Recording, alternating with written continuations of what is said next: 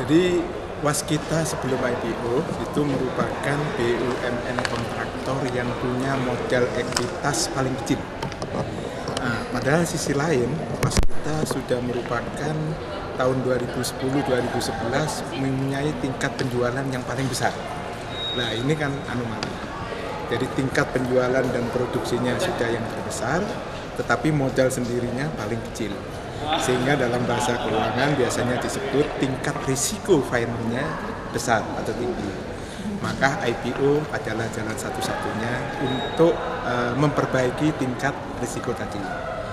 Ada cara lain yaitu meminta tambahan modal dari negara, tapi hal ini kayaknya tidak wise.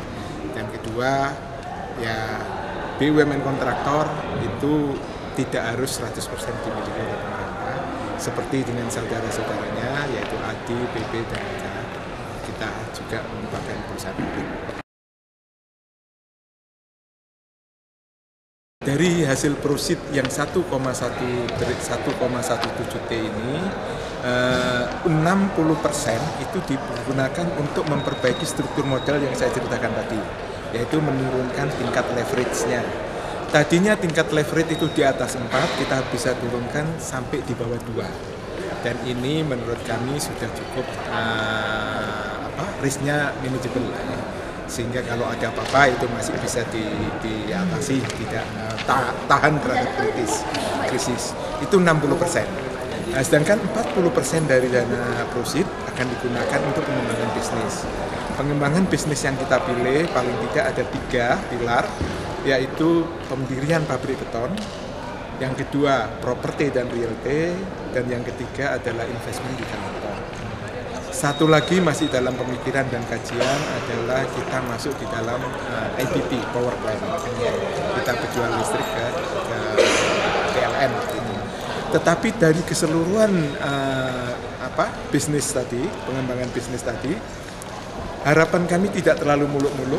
Sampai 5 tahun ke depan, yaitu 2017, kontribusinya terhadap pendapatan perusahaan tidak lebih dari 10%. Mengapa? Ya karena investment ini kan padat modal, bukan padat karya gitu ya. Dan Waskita lagi-lagi masih dalam tahap awal-awal belajar, sehingga tidak mau gagabah, tidak mau ceroboh untuk masuk dalam skala yang besar. Karena risikonya adalah risiko cukup besar finansial.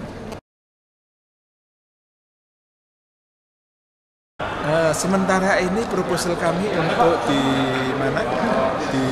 Kuala Namu itu 20% kepemilikan.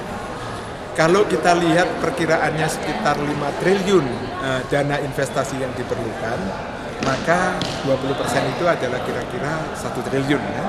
1 triliun itu equity-nya kira-kira cuma sepertiganya, jadi 300 miliaran lah itu untuk di sana. Ya itu harapan kami. Tujuannya seperti tadi saya katakan, untuk membuat profil dari pendapatan Waskita lebih stabil, tidak fluktuatif kalau 100% hanya sebagai kontraktor.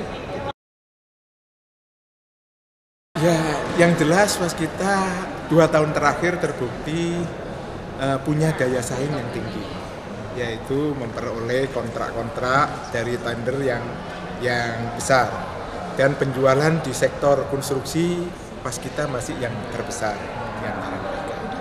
Ya tentu ini yang harus kita pertahankan. Makanya tadi saya katakan walaupun kami ada pengembangan bisnis after IPO, tetap kontribusi atau core bisnis kami masih di sektor konstruksi. Kiatnya ya tentu dengan permodalan yang jauh lebih kuat, kita bisa mendapatkan proyek-proyek besar yang lebih banyak lagi. Tadinya dengan permodalan yang sangat kecil tentu ada keterbatasan untuk bisa mendapatkan proyek-proyek dalam skala besar.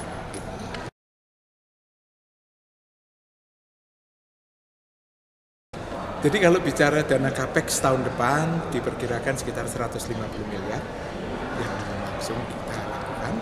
Dan terobosan yang baru tadi saya katakan, kita mulai memberanikan diri untuk masuk ke 3 segmen di luar kontraktor, yaitu mendirikan pabrik beton bekes, kedua melakukan investasi di sektor properties, dan yang ketiga investment di tolgo. Ketiga-tiganya ini bisnisnya jauh berbeda dengan bisnis yang selama ini digeluti waskita sebagai contracting. Contracting punya ciri khas padat orang, bukan padat modal. Tetapi 3 yang tadi adalah padat modal. Nah, inilah yang harus kita cermati, harus kita antisipasi risiko-risiko yang bakal kita hadapi supaya tidak menjadikan bumerang waskita di kemudian hari. Kiat apa untuk bisa mempertahankan dari posisi waskita? Ya tentu yang utama di core bisnisnya itu tetap harus dipertahankan menjadi yang terbaik dan yang terbesar. Gitu ya. Kayaknya kalau bicara kontraktor, kiat yang paling tepat itu ya memberdayakan kemampuan orang, karena yang kita jual orang. Nah, bagaimana meningkatkan kemampuan orang ini? Kami terus-menerus melakukan rekrutmen. Kalau tidak salah sekarang sudah mendekati hampir 300 tenaga fresh graduate untuk mulai kita didik untuk menjadi kepala-kepala proyek yang ada nantinya. Tahun depan kontrak yang kita peroleh baru itu kira-kira 14 triliun. Nah, nanti kita jelaskan ya. Sedangkan carry over kontrak tahun lalu itu ada 8 triliun, sehingga overall kontrak yang akan dikelola tahun depan itu 22 triliun. Dari 22 triliun ini kita harapkan bisa kita produk dan bisa kita jual 11,5 triliun. Dan dari 11,5 triliun itu kita bisa mengharapkan keuntungan bersih setelah pajak dan lain-lain itu 360. Itu pun dengan catatan sudah memperhitungkan impairment atau membiayakan piutangnya waskita yang ada di Istaka, yaitu sekitar 32 miliar. Karena Istaka kan sampai hari ini termasuk dalam kategori piutang macet gitu ya. Nah, itu angka-angka target kami dengan capex 150 miliar.